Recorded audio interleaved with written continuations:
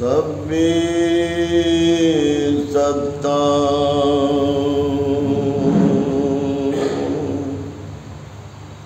सुखी हुन्तु सब्बे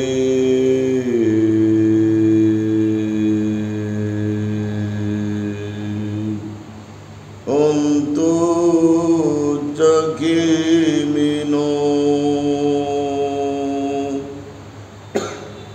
सब्बे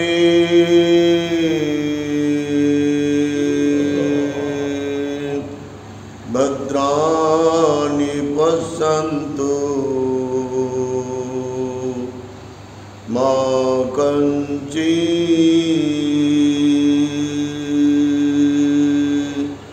दुःखमागमात्।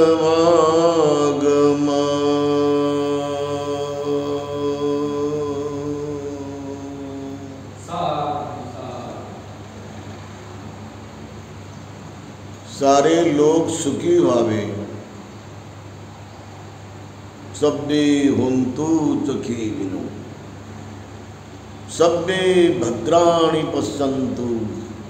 सर्वांचं मांगल्य वाढावं हे आपण डोळ्यांनी बघितलं पाहिजे. सर्वांना उत्कर्षाचे दिवस यावे असं आपण आपल्या डोळ्यांनी सर्वांना बघावं. सब्बे भद्राणि पश्यन्तु मा कंचित् दुःखमागमात्. हे सर्व दुःखातून मुक्तीचा मार्ग आहे. भगवंतानी या विश्वावरती फार अनंत कोटी कोटी महाकरुणा केली, महान मैत्री केली. करुणेचे महासागर बनून भगवंतच सम्यक संबुद्ध पुढे येतात. देवांचे गुरु, मानवांचे गुरु. हा मानव जन्म किती महान आहे. मनुष्य जन्म हा अनमोल आहे आणि अनमोल जन्माला आपण क्षुल्लक अति क्षुल्लक गोष्टीसाठी पूर्ण बर्बाद करणं हे आपल्यासाठी बरोबर आहे का? आणि म्हणून अशा अनमोल मानव जन्माला आपण कुणासाठी जगायचं हे नेहमी ठेवलं पाहिजे. हा जन्म कुणासाठी मी खर्ची घालायचा, हा जन्म कुणासाठी परिपूर्ण समर्पित करायचा, डेडिकेशन करायचं, संपूर्ण जीवन सॅक्रिफाय करायचं, कुणासाठी करायचं. हा जेव्हा विचार प्रज्ञावान मनुष्य महाप्रज्ञावंत दृष्टीनं पाहतो तेव्हा त्याला मात्र जीवनाचा अर्थ कळू लागतो की मी जे करतो कुणासाठी करतो मी हे आणि कशासाठी करतो हे आपण सर्वजण फार गंभीरपूर्वक समजण्याचा प्रयत्न केला पाहिजे. या विश्वामध्ये किती जीव आहेत, किती पाखरं आहेत, फुलपाखरं आहेत, किती जीवजंतू आहेत, किती पशु आहेत, किती किडे माकोडे आहेत, किती वेगवेगळे प्रकारचे असे सारे प्राणी दिसतात सर्वीकडे. 2 पायाचे प्राणी आहेत, 3 पायाचे आहेत, 4 पायाचे आहेत, 6 पायाचे आहेत, 8 पायाचे आहेत, 12 पायाचे आहेत, 20 पायाचे, असे अनेक पायांचे प्राणी आहेत की जे जगू लागलेले आहेत. त्यांचं जगणं कुणासाठी आहे, त्यांचं आयुष्य कुणासाठी आहे हा विचार आपण खूप केला पाहिजे. आणि हे झाडं उंच उंच झाडं काही आहेत, अशोकाची उंच उंच झाडं आहेत, वडाचे बलवान झाडं आहेत, प्रचंड बलवान, जे पिढ्यानपिढ्या शतकानुशतके टिकतात. पिंपळाचे बोधिवृक्षाचे झाडं उंच उंच आहेत, बलवान आहेत. बुद्धगयेला बोधिवृक्षाचं हे बुद्ध रूप आपल्याला दिसते. सकल बुद्ध रूप आहे ते. वंदामि चेतियं सब्बं सब्बठानेषु प्रतिष्ठितं साररीक धातु महाबोधी बुद्ध रूपं सकलं सदा. हे बुद्धाचं सकल रूप आहे. आज आपण जर कधी गेला तर बघा, बोधिवृक्ष बुद्धगयेला महाबोधी महाविहाराच्या मागे आहे. आणि ते महाबोधी 184 फूट उंच आहे. आणि त्याच्या 3 भागापर्यंत हा बोधिवृक्ष वाढत चाललेला आहे. त्या बोधिवृक्षाला लाखो लोक जाऊन वंदन करतात, त्यांच्या खाली बसतात, त्यांच्या खाली ध्यान करतात, त्यांच्या खाली आपले विकार पूर्ण दूर करतात. विकार विरघळत ते विकार मुक्त होतात. अनेक लोक बोधिवृक्षाला जाऊन अनंत फुलांचे हारच्या हार, डालगेच्या डालगे फुलांचे अर्पण करतात. दररोज लाखो रुपयाचे फुलं तिथं अर्पण करण्याची सोय झालेली आहे.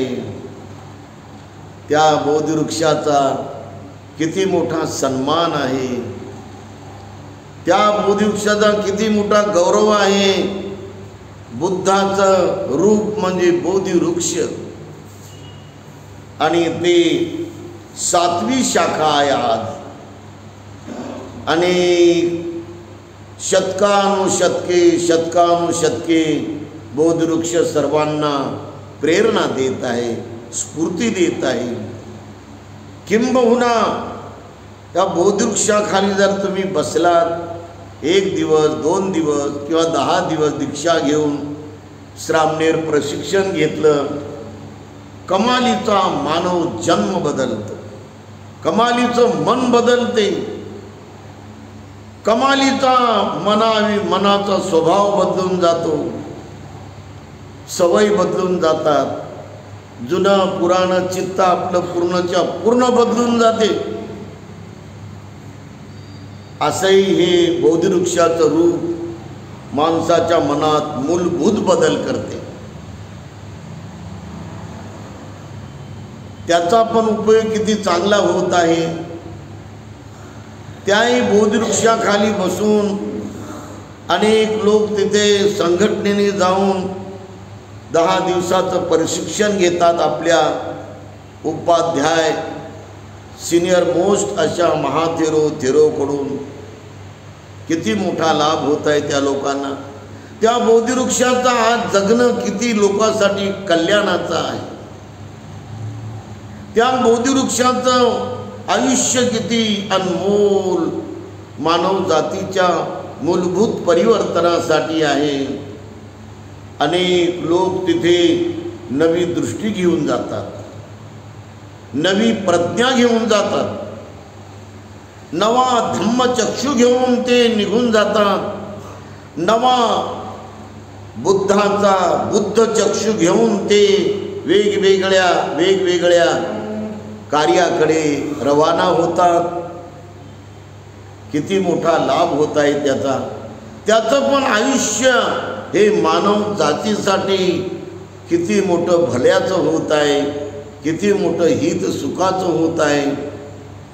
आणि हा पण आपण विचार सदैव मनात ठेवला पाहिजे. जंगलाच्या जंगल आहेत, प्रचंड जंगल आहेत. 100 एकराचे जंगल आहेत, 500 एकराचे जंगल आहेत, 1000 एकराचे जंगल आहेत. त्यांचं पण आयुष्य या निसर्गासाठी किती अनमोल होत आहे. त्या जंगलामध्ये किती मोठे प्राणी आहेत. परंतु हे हजार हजार एकराचं जंगल किती अनमोल फायद्याचं होत आहे निसर्गासाठी, किती बेनिफिट मिळत आहे निसर्गासाठी, ज्यामुळं समृद्ध अशा प्रकारचे जिकडे तिकडे पावसाची वर्षा होते आणि वातावरण बदलून जाते. पृथ्वीचा निसर्गामुळे समतोल राहतो. हा किती मोठा लाभ होत आहे. या जंगलाचा पण किती मोठा फायदा होत आहे. या जंगलाची पण उपलब्धी किती मानव जातीसाठी, या संपूर्ण पृथ्वी तलावावर राहणारे जीवजंतू, सारे मनुष्य प्राणी, मनुष्य वस्ती यांच्यासाठी किती मोठा लाभ होत आहे. शेतकऱ्यासाठी किती मोठा लाभ होत आहे. जितके जास्त जंगल तेवढं जास्त पावसाची वर्षा आणि व्यवस्थित वर्षा पडते, तर शेतकऱ्याला मोठा लाभ होतो. शेतकरी अनेक प्रकारचे वेगवेगळे कडधान्य पिकवतात. उडीद, मूग, चवळी एवढंच नव्हे तर कापूस, हरभरा, जवस आणि करडी, सोयाबीन, गहू असे अनमोल पूर्ण मानव जातीला जीवन जगण्यासाठी शेतकरी लोक हे धनधान्य पिकवतात. किती मोठा लाभ होत आहे जंगलाचा. हे जंगल सुद्धा किती महत्त्वाचं आहे. त्या जंगलाचं आयुष्य पण किती खऱ्या अर्थानं ते या विश्वाला, या निसर्गाला, या मानव जातीला बेनिफिट देत आहे. आणि तसे वेगवेगळे गार्डन, वेगवेगळे बगीचेच्या बगीचे, चमेलीच्या फुलाचे बगीचे, मोगऱ्याच्या फुलाचे बगीचे, गुलाबाच्या फुलाचे बगीचे, 10-10 एकर, 5-5 एकर, 15-15 एकर, 20-20 एकर आणि काही बगीचे 50-50 एकर आहेत, ज्याच्यात अनेक प्रकारचे फुलं फुलत आहेत आणि त्याचा पण लाभ होत आहे. वेगवेगळ्या व्यावसायिकांना होत आहे.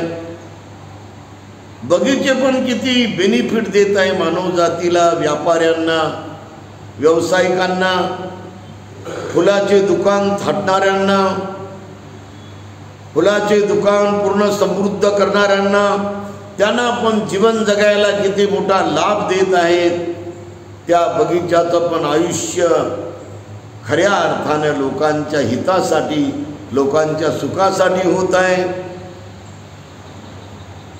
अशा प्रकारे आपण जेव्हा दृष्टी संपूर्ण विश्वावरती टाकतो तेव्हा अनेकांचा लाभ हा होत आहे. अनेक त्या ठिकाणी आपलं पूर्ण आयुष्य हे समर्पित करत आहेत, त्यागामध्ये घालवत आहेत. परिपूर्ण त्यांचं डेडिकेशन तिथे खर्ची होत आहे. त्यांचं सॅक्रिफाईस जीवन तिथे अनमोल घडत आहे. नवा इतिहास बनत आहे. त्यांचा ऐतिहासिक इतिहास बनत आहे. मग आपण मानव जातीमध्ये एवढे बुद्धिमान माणसं, एवढे विद्वान माणसं, एवढे हुशार माणसं, एवढे अनेक प्रकारचे आपल्याकडे कला, तर आपला जन्म आपण कुणासाठी घालवायचा आहे? आपलं आयुष्य आपण कुणासाठी खर्ची घालायचं आहे? कुणासाठी पुढं झिजवायचं आहे? कुणासाठी आपण सारा आयुष्य अर्पण करायचं आहे? हा विचार आपण करायला नको का?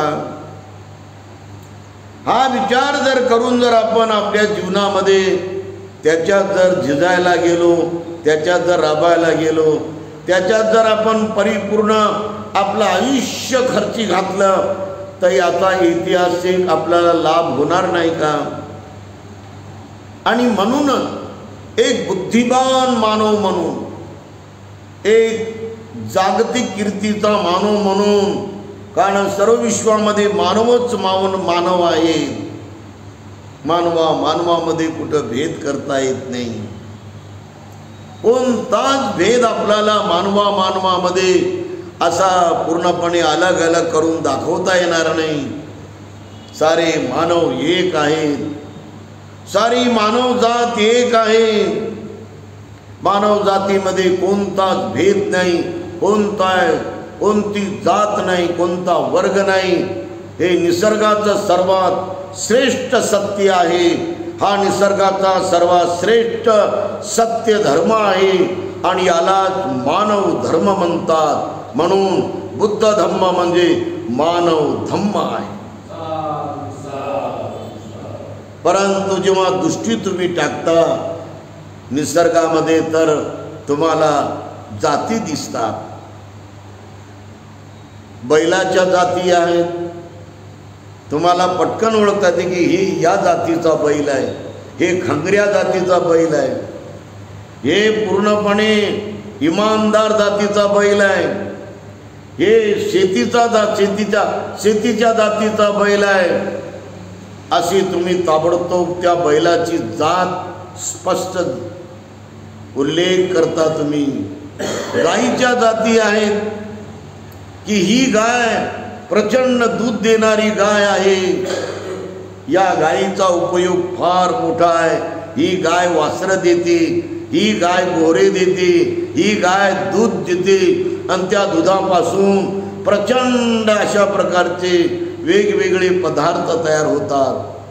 या गायीच्या दुधापासून लोणी होते, या गायीच्या दुधापासून ताक होते, या गायीच्या दुधापासून तूप होते आणि लोणी, तूप आणि सारे पदार्थ मानव जातीच्या आरोग्यासाठी मोठे पोषक आहेत.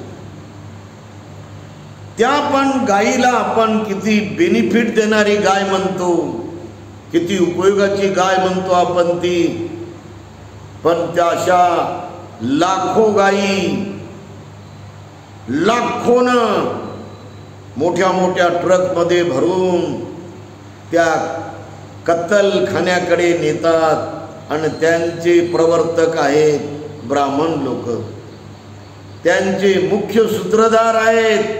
ते सप्लाय करायला परदेशामध्ये गाईचं आणि बैलाचं मांस सप्लाय करायला त्याचे प्रवर्तक मुख्य आहेत ब्राह्मण लोक, हिंदू लोक. परंतु गाईचा उपयोग किती अनमोल आहे, तिचं आयुष्य किती महत्त्वाचं, लोकांच्या उद्धारासाठी, लोकांच्या आरोग्यासाठी, लोकांच्या पूर्ण वेगवेगळ्या व्याधीला दूर करण्यासाठी लागू लागलेला आहे.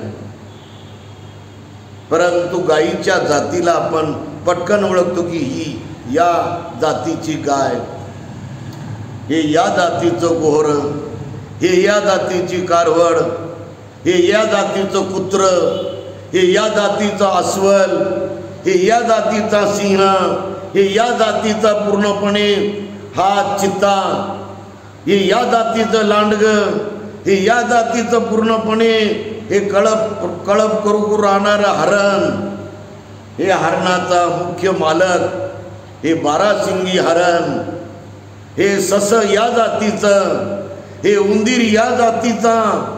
अशा प्रकारे तुम्ही पाहता हे सुसरुंडी या जातीची, हे घुस या जातीचं, हे घुस या जातीचं असल्यामुळं हे सारं घुस घुस करत सर्वीकडे उखरत राहते. जिकडे बघाल तुम्ही तिकडे जातीच जाती आहे.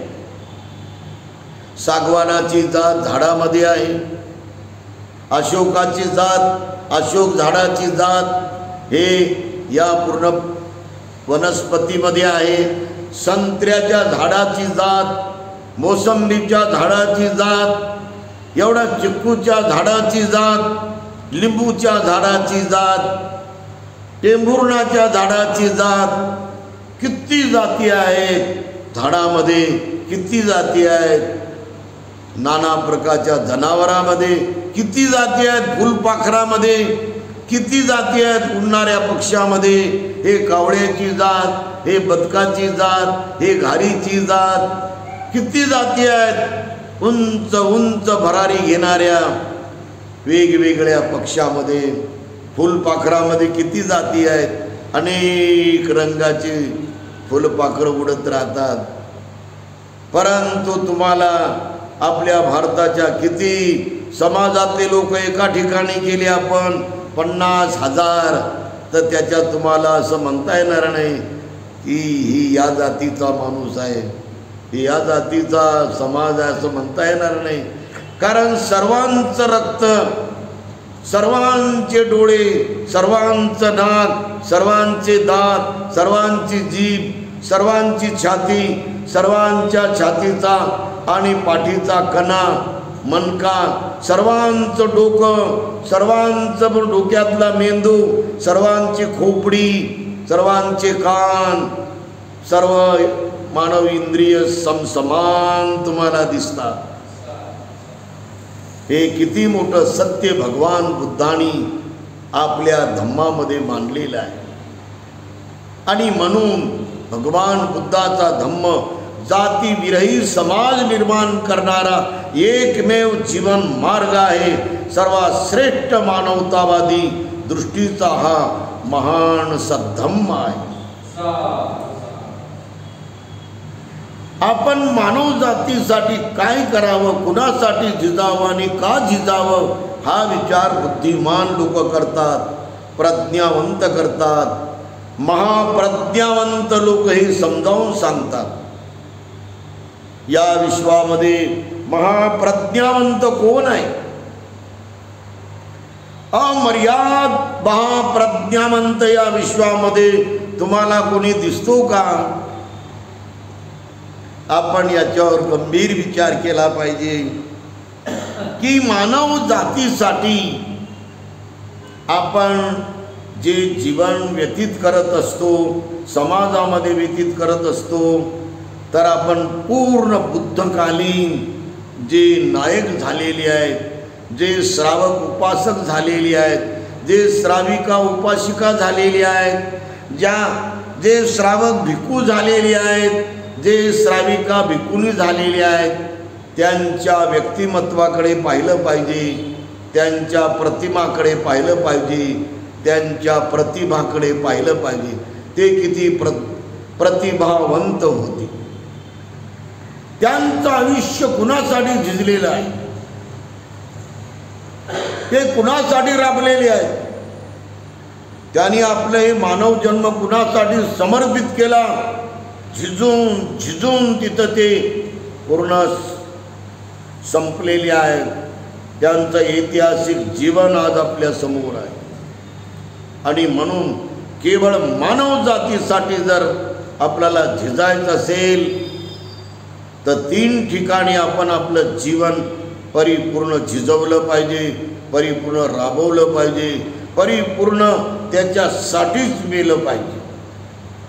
एक परिपूर्ण जगाचा मार्गदाता, परिपूर्ण जगाचा उद्धार करता, परिपूर्ण जगाचा महाप्रज्ञावंत आणि सर्वांना खऱ्या अर्थानं जिंदगी शिकवणारा, खऱ्या अर्थानं आयुष्य कसं वागावं, कसं घालवावं, कसं जगावं हे जीवन शिकवणारा सम्यक संबुद्ध यांच्यासाठी आपण आयुष्य खर्ची घातलं पाहिजे.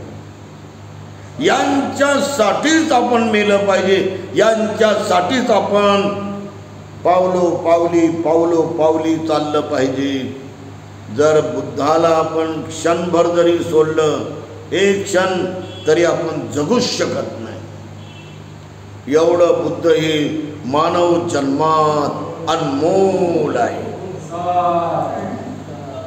बुद्ध म्हणजे मग इथे काय? बुद्ध म्हणजे सदैव जागरूक राहणं, सदैव सतर्क राहणं, सदैव परिपूर्ण सावधान राहणं, याच्यामध्ये पारंगत बनणं, तज्ज्ञ बनणं, जागृतीमध्ये, सजगतेमध्ये आणि सावधानीमध्ये प्रत्येक क्षणी चालता, बोलता, बसता, पाहता, खाता ऐकता प्रत्येक क्षणामध्ये आपण जागरूक राहिलं पाहिजे. जेवणाचे दोन तीन बोटानं एक घास जरी उचलला तरी जागरूक राहिलं पाहिजे. चावताना पण जागरूक राहिलं पाहिजे, गिळताना पण जागरूक राहिलं पाहिजे, आणि किती खाल्लं याच्याबद्दल पण जागरूक राहिलं पाहिजे. तरच माणसाचा जन्म हा चांगला जाऊ शकतो. म्हणून हा एवढा मोठा अनमोल जन्म जर तुम्हाला खर्ची घालायचा असेल, तुम्हाला झिजवायचं असेल खऱ्या अर्थानं ऐतिहासिक जीवनाचं आपलं महान चरित्र उभं करण्यासाठी, तर फक्त बुद्धासाठी आपण घालवलं पाहिजे. अब नमन करो बुद्ध को,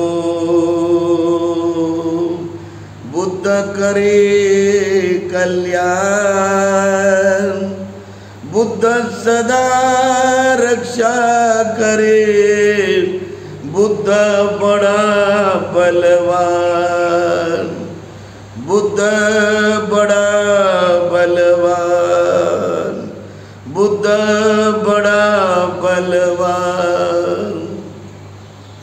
आणि म्हणून अनाथ पिंडिकांनी आयुष्यभर त्यांनी जे व्यवसाय केला, जे उद्योगधंदा केला, त्याच्यात ते कोटी कोटी त्याला सोनं मिळालं.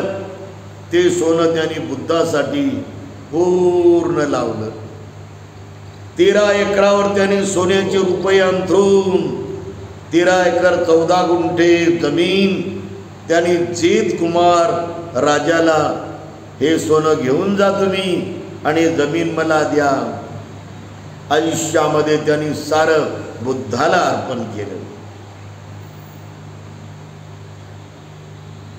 महाउपासिका श्राविका, उपासिका विशाखाईनी आयुष्याची पूर्ण कमाई तिच्या बापानं तिला सर्वात मोठा सौंदर्याचा हार दिला होता.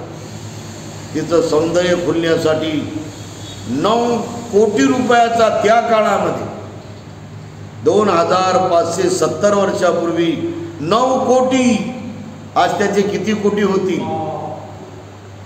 तिनं सुद्धा भगवंताला महाविहार, पूर्वाराम महाविहार बांधून दिला. भिक्खू संघाने बुद्धाला अर्पण केला. आयुष्याची सारी कमाई तिने बुद्धासाठी, भिक्खू संघासाठी झिजवली. किती मोठा त्याग आहे, किती मोठं दान आहे, किती मोठं शुद्ध आचरण आहे, किती मोठा फार मनाचा उदात्तपणा आणि महान सहिष्णुता आहे. तसे सचित ग्रहपती, तसे छत्रपाणी उपासक यांनी पूर्ण आयुष्य बुद्धासाठी घालवलं. बुद्धानं सांगलेलं जे बुद्ध वचन अमृत आहे ते चाखून चाखून आपल्यातला सारा अंतर्मनाचा सर्व अंतर्मनाचे सारे विकार, अंतर्मनाचा सारा जहर, पूर्ण विष त्यांनी काढून टाकलं. अति उच्च ज्ञानामध्ये द्वेष हे जहर आहे, लोभ हे जहर आहे, कामराग हे जहर आहे, संशय हा जहर आहे, अहंकार अभिमान हा जहर आहे, घमेंड आणि मगरुरी हे जहर आहे. लोभ हा पण सर्वात मोठं जहर आहे. आणि जर आपण जहर जास्त वाढवलं तर आपल्याला जिवंत ठेवल का ती. म्हणून भगवंतासाठी सारे उपासक 1-2 नाही, 1000 नाही, लाखानो उपासक त्यांच्या पावलावर पाऊल चालले. श्रोतापन्न मार्ग, श्रोतापन्न फळं झाली. सकृतागामी मार्गावर चालले, सकृतागामी फळाला पोचले.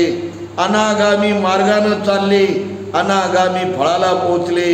अरहंत मार्गावर चालले, अरहंत फळ फळाला पोचले. आणि अशा प्रकारे आपण बुद्धासाठी जीवन झिजून झिजून ऐतिहासिक नवा इतिहास उभा केला पाहिजे. दुःखमुक्तीचा मार्ग, परम शांती सुखाचा खरा मार्ग धम्मच आहे. धम्मा मार्गासाठीच आपण झिजलो पाहिजे, धम्म मार्गासाठीच आपण जगलो पाहिजे.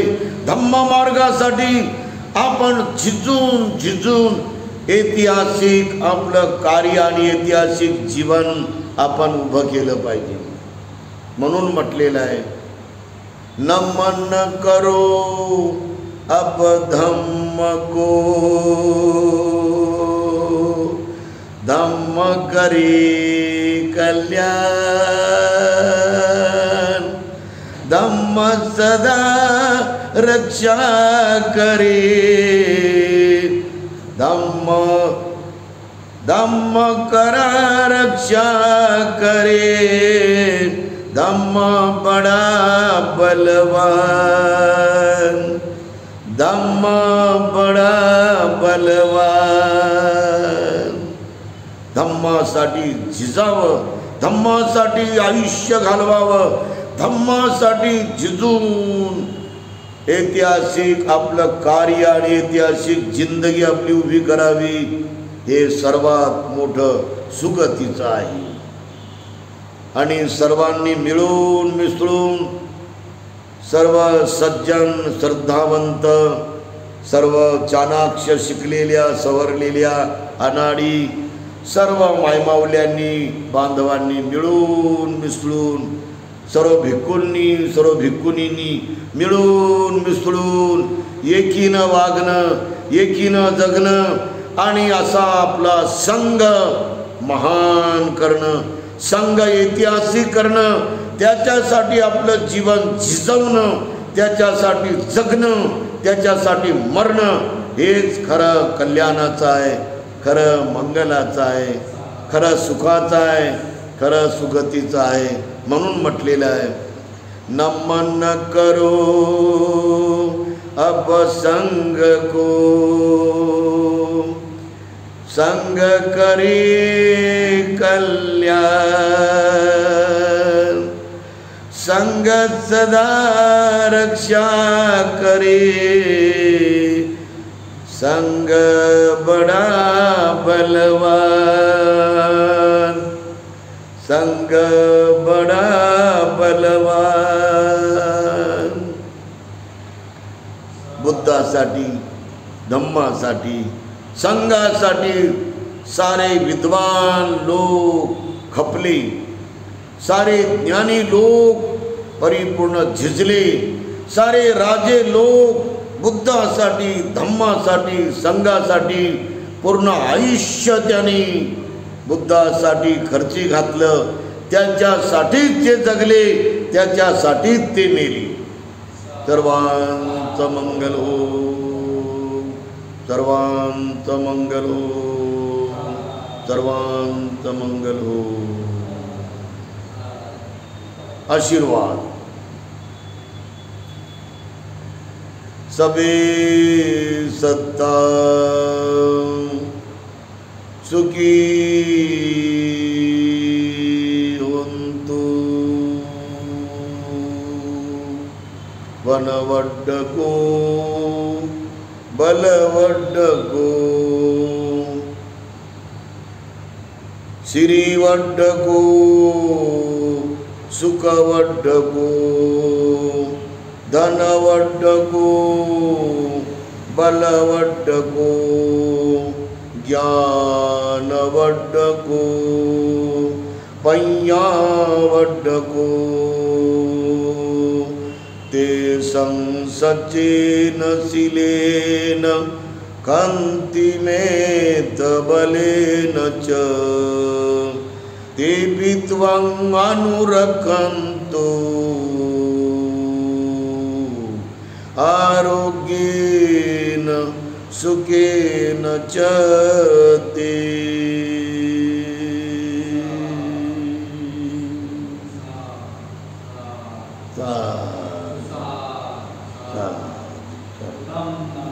बुद्धं नमामि धम्मं नमामि संघं